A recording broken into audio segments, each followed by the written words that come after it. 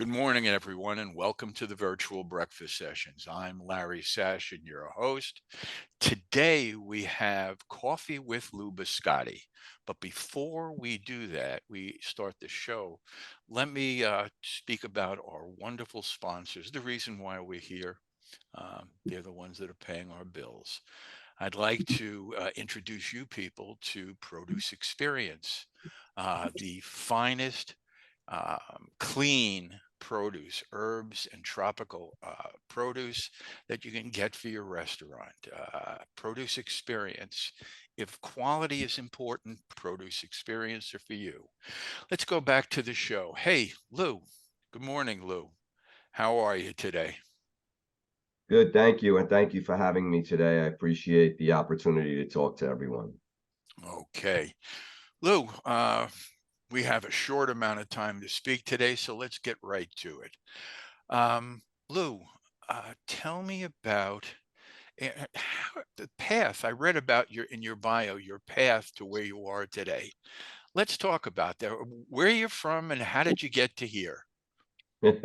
Okay, so I grew up in Brooklyn and in high school, in those days, academically, you had to take all liberal arts courses. I had one business course and I really liked it. So I wanted to teach and I went into college, St. John's, and I entered as a business education major. And after my first year in the program, I met a senior in school and he sat down with me and he said, "So, Lou, you're going to be teaching bookkeeping for the rest of your life?" And I was like, "Oh, no." He said, "Why don't you switch to accounting?" He said, "You could teach at a college level." So I switched to accounting, lost 12 credits in the process, which wasn't great. And when I started to take accounting courses, I really enjoyed what I heard. I started to understand, it came naturally, that accounting is really the language of business. And it really helped me to understand what was going on in business and get really interested in it. I didn't know anything about accounting firms at the time. I had to do a lot of research before I graduated to really know about what accounting firms did and what firms were out there. At the time, there was something called the Big Eight accounting firms. And I interviewed with all of the Big Eight firms and received offers from all the Big Eight. So it made my decision even more difficult. But what I really liked about accounting was that I felt like a doctor to business. And as you grow in accounting, you really start to understand that it's a way of navigating your way and understanding what goes on in business. So that was the front end of what I did. I worked several years in a large accounting firm, an international accounting firm. And then when I was 30 years old, I started my own firm. I felt I had enough experience and understanding to be able to talk to clients intelligently and help them grow their businesses. And I operated that business for about 35 years before I merged into a larger firm as part of my ultimate exit strategy. So I've gone really full circle. I started in a very large firm, went down to my own firm, and then have navigated my way back to a large firm today. So that's Okay. the path. All right. So along that way, what has driven you? How did you make that step from teacher of accounting to being the head of food and beverage division for Markham? What was that? Was there a single thing that made a difference? Yeah, what happened is when I had my own firm and as we were growing it, I recognized that we had several clients in food and beverage, but I said, this is really an industry that I'm very interested in. Has a lot of different factors to it. So there's really five sectors that we work with in the food and beverage industry. The first is agriculture and aquaculture. The second is manufacturers, both beverage and food manufacturers. Third are distributors, and again, both beverage and food distributors. Finally, retailers, which not only grocery stores, it's C-stores, it's, you name it, everyone's selling food and beverage these days. And finally, eating and drinking facilities. So the food and beverage industry is a pretty wide industry in terms of sectors, and we have experience in all of those sectors. So as I started working in the industry, we developed a niche. I started an event. It was called a CEO Best Practices Forum. And I invited CEOs to come and speak to other CEOs about best practices in their businesses. And that thing grew in Long Island, actually, where I started it, to about 200 food and beverage executives every year. We rolled that program out to Manhattan. Just had it recently, last week, actually. We had about 200 people at the Markham event in Manhattan. But we've done that event in New Haven, Connecticut, in San Francisco, in Fort Lauderdale, and New Haven, and several other areas around the country. So it was a way of me branding and knowing people in the industry, and it was really a wonderful way of getting to be involved. So we developed a niche of about 70 food and beverage companies while I had my own firm. Right now at Markham, we have 1,300 food and beverage clients from farm to fork. There's 100 people on my team. I have 13 regional leaders that report up to me. And we have a pretty strong group in terms of, background and knowledge in the industry. In addition, Markham has a technology company. And in fact, yesterday we had a webinar with the Food Institute on generative AI, and our CEO of Markham Technology actually was a presenter at that, and it was a wonderful, wonderful webinar, really informative about what's going on today. So that's a perfect segue, Lou. What is going on today? We hear it from restaurateurs all the time and distributors. From an accounting side, what do you see in general what's going on today in food So and there's beverage? some real trends in the industry that are occurring right now. And I write a monthly column for Forbes, so I've addressed a number of these different things in our Forbes columns. But generative AI is a really big topic today. And in fact, yesterday when we talked about this at the webinar, what came out is that the biggest impact will be on accountants. So not happy to hear about that part of it, but that's certainly something that needs to be thought about and planned for, especially in an organization as large as Markham, that we need to deal with. So, Lou, why will it impact accountants? What impact will it have? Well, because there's a lot of repetitive tasks that are done in performing an audit or in a tax return, and a lot of that can be automated. One of the things that was brought out yesterday is EY is now uploading 100 years of tax data into their own generative AI system to analyze the data and look at that data and create trends and issues and things to be looked at. So we've created at Markham bots.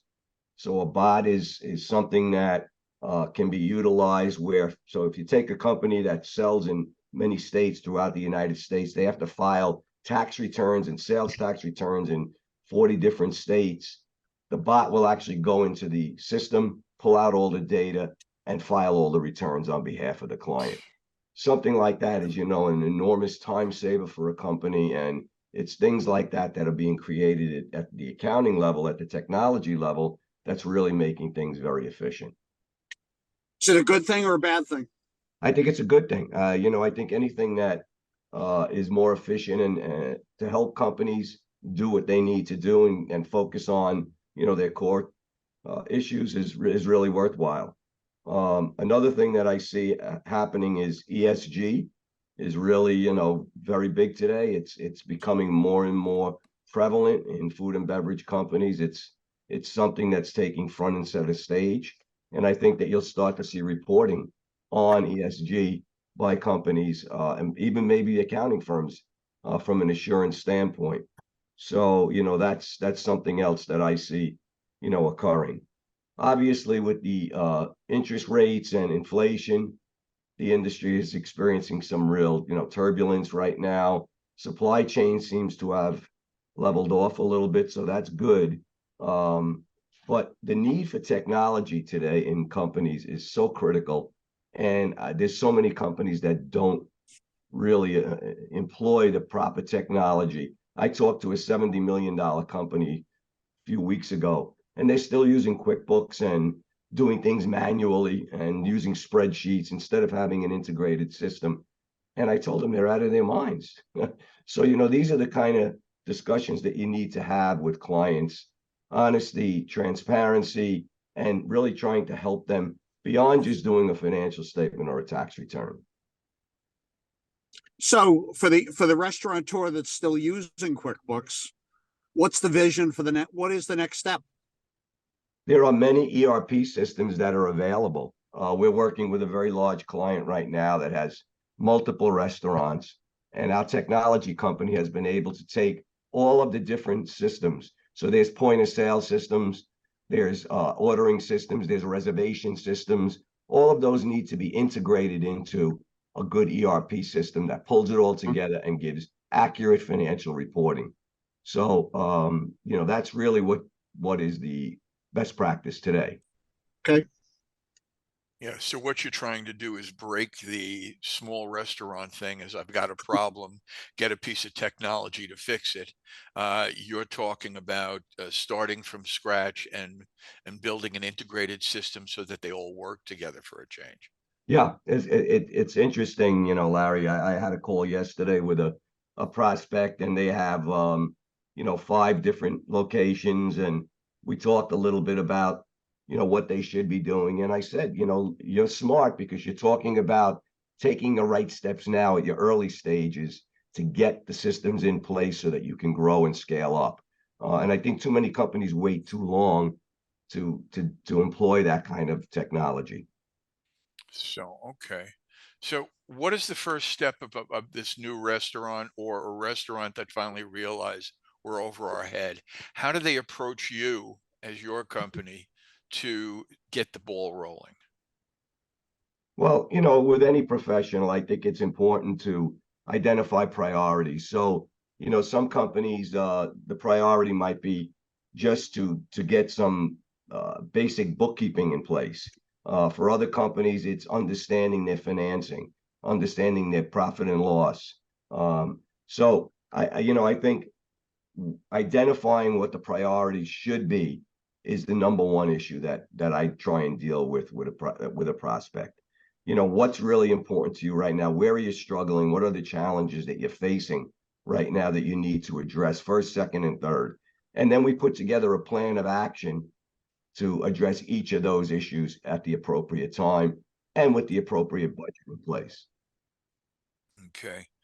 Okay. So what So I'd like, hold on one okay. sec. So Lou, one of the things I'm really interested in is, um, as we look at a $20 an hour minimum wage, um, as you see your clients that are doing a good job, where are we with the definition of hospitality today?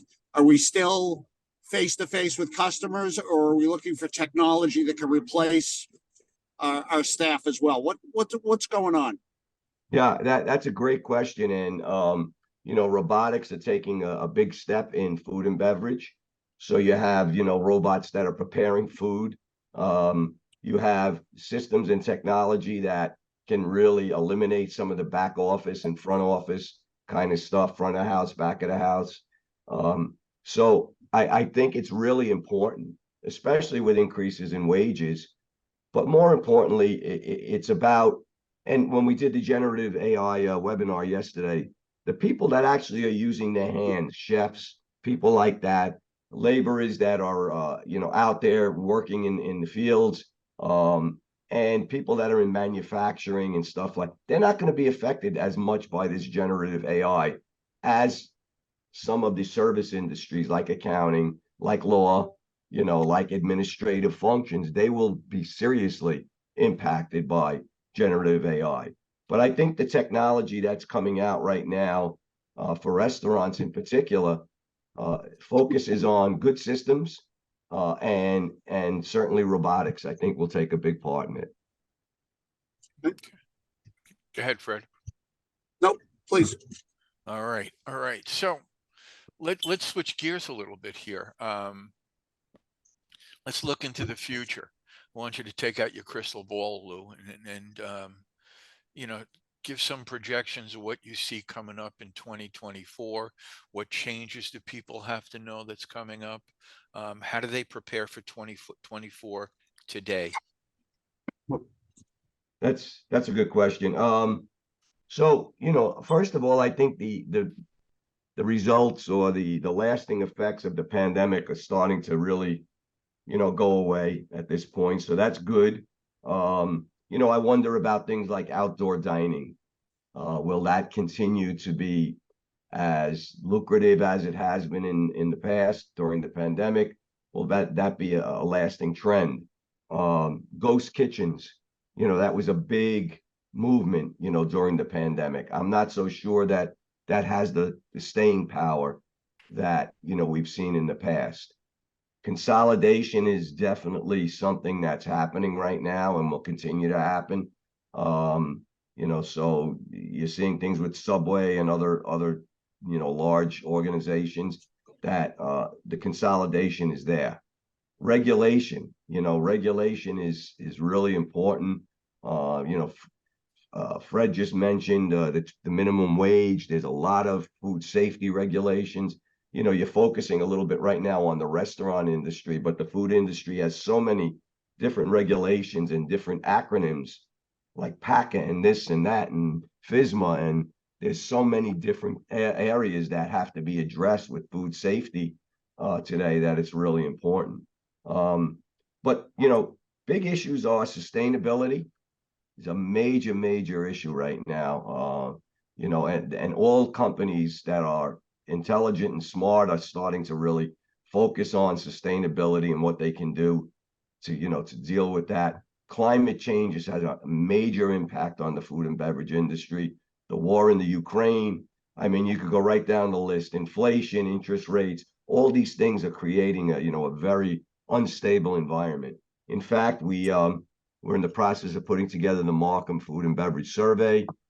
We received some responses. We need to get a few more before we complete the results. But the initial results show hesitancy.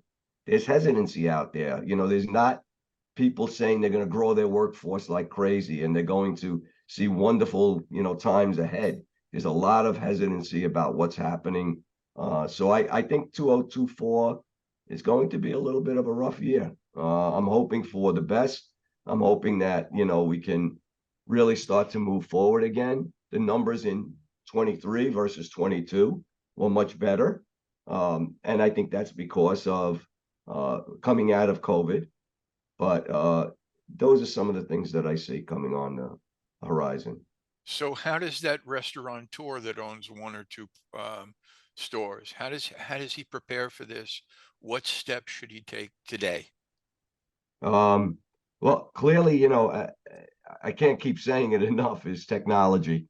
If they haven't, addressed technology within their own operation, they're going to be well behind the eight ball. You have to have a good point of sale system. You have to have a good reservation system. You have to know how to monitor your inventory and your purchasing.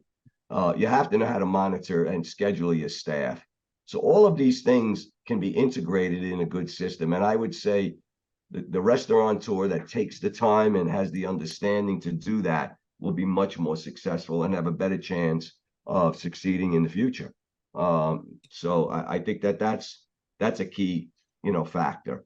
I think also they need to be, in touch with innovation.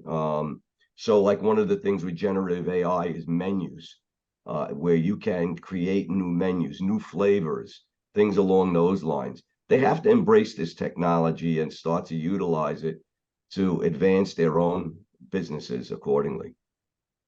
Well, Lou, one of the things you just touched on is, and I always ask this question, so if the projections show a challenging year for 2024, theoretically, each one of these same customers that's coming into a restaurant still needs to eat 3 meals a day. Mm-hmm. So if we agree on that premise, then how do we use this technology to market what it is that we have to offer as a restaurant, whether it's dining, special events, you have a birthday coming up, etc. how do we go outbound and use the tech to market to maintain the business levels that we've been able to create in 2023? What are your thoughts on that? So this new technology, this generative AI, you're able to utilize social media much more effectively, and you know how powerful social media is today. Yep. Before Yep. a restaurateur, I would say that that's critical, that they not only utilize it for in-house operations, but also for their marketing as well, in order to attract customers to come to their premises. So I think that's another aspect of this. And again, if people don't embrace this, don't get involved in it early enough, I think there's a good chance they'll fail. A big thing that came out of our survey too is concern over liquidity. The lending that's out there now because of interest rates and banks holding back a little bit with the bank failures that have occurred. So, liquidity is a big issue right now, and I have a feeling that will impact spending patterns, consumer preferences, and things along those lines in 2024. Yeah. One of the things that we haven't heard about in a long time, that the piper eventually has to be paid, is the lease problems that restaurants face. Some of these are behind in their rents, and they were hit hard and haven't caught up. Have you been seeing anything like that? Is there this cliff that they've spoken about that we're going to fall off of? Unfortunately, both the real estate, industry as well as hospitality and restaurants in particular have been hit hard. So these leases and the landlords that deal with them, it's been a big issue. In fact, in the accounting area, there was a major change in the way leases are recorded for financial statement purposes, and you'll see those all coming out over the next year or so. They've actually been out for public companies, and now it's hitting private companies as well. But leases are now on the balance sheet. They used to be off balance sheet, meaning you never recorded your ultimate lease liability. Now all of those liabilities will be on the balance sheet of companies, which will leverage up balance sheets, make it a little bit more difficult to lend a company money based upon debt to equity ratios and stuff like that. So that's also a factor in this lease situation as well. Okay. All right. So, Larry, along those same lines, question: who is this dream tenant that the landlord who just kicked out the restaurant? Who is this dream tenant that he's going to replace that restaurant with? There is no retail anymore in a world of Amazon. Yeah, no, and a lot of these retail establishments are now being turned into quasi residential retail type of Yeah. situations. There's a great combination building in the South Street Seaport called the Tin Building. That's very cool, operation done by the Howard Hughes Corporation and the John George Group. And it's part of the future, but these things are new concepts that are not fully tested yet to see whether or not they are viable. okay. Got it. So where do we go? What's the next thing? How does the restaurant industry survive? Besides picking up AI, how do they survive in a climate like this? Larry, if you've been around as long as I have, you've seen the ups and downs. You've seen, the business cycles that we go through. My son is in the entertainment business, and what's going on in Hollywood right now is absolutely devastating to the entertainment business. So, you go through these cycles. You have to work your way through it. You have to find new ways of responding to it. And the companies that reinvent themselves, that weather through the storm, are the ones that are successful and make it through. So if you're just sitting back and saying, I'm going to do the same thing as I have always done in the past, that's not going to work. You have to find new and better ways of doing things in order to be successful as you move forward. So I think that applies to the restaurant industry as well as, all industries. Okay. All right. I'm going to open it up. Anyone in the audience have a question for Lou? Unmute yourselves and let's hear you. Lou, I just posted a question in the chat.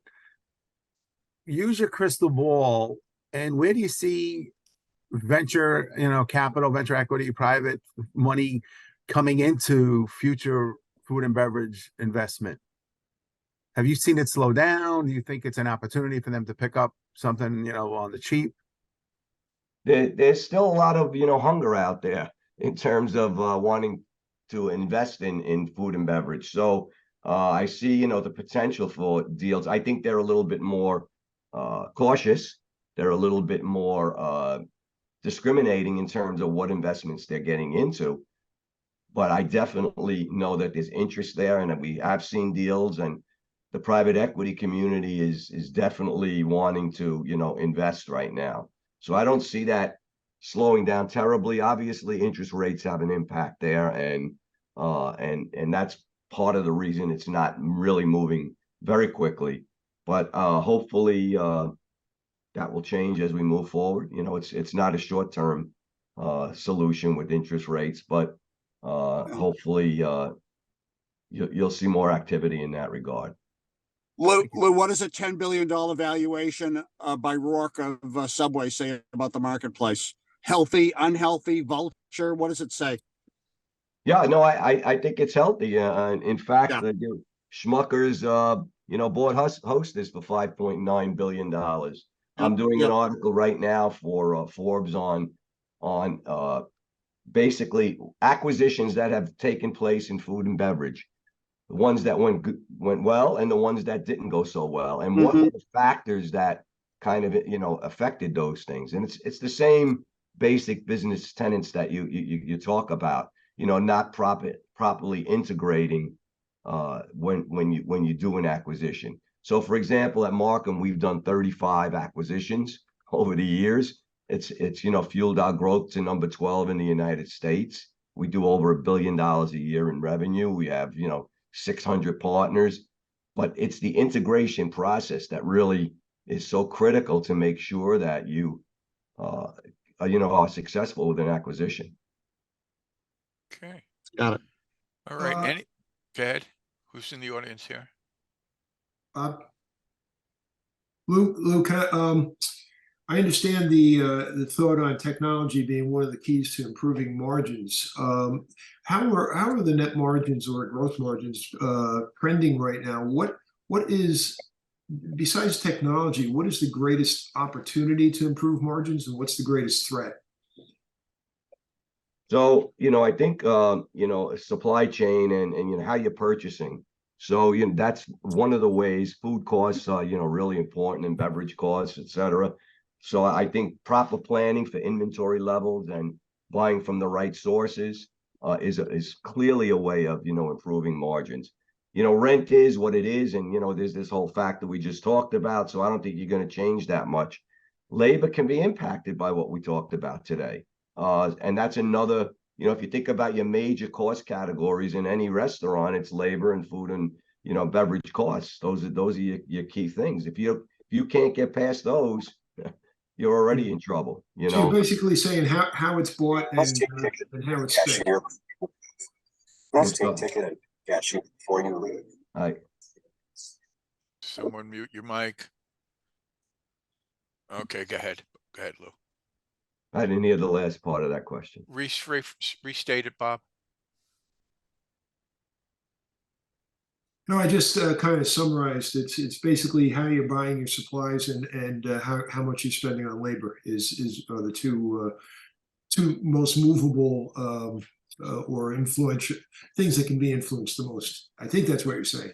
Yeah, and if you look at business models, and I've looked at business models for each of the sectors within food and beverage. So a really good restaurant might be operating at a 10 to 15% bottom line.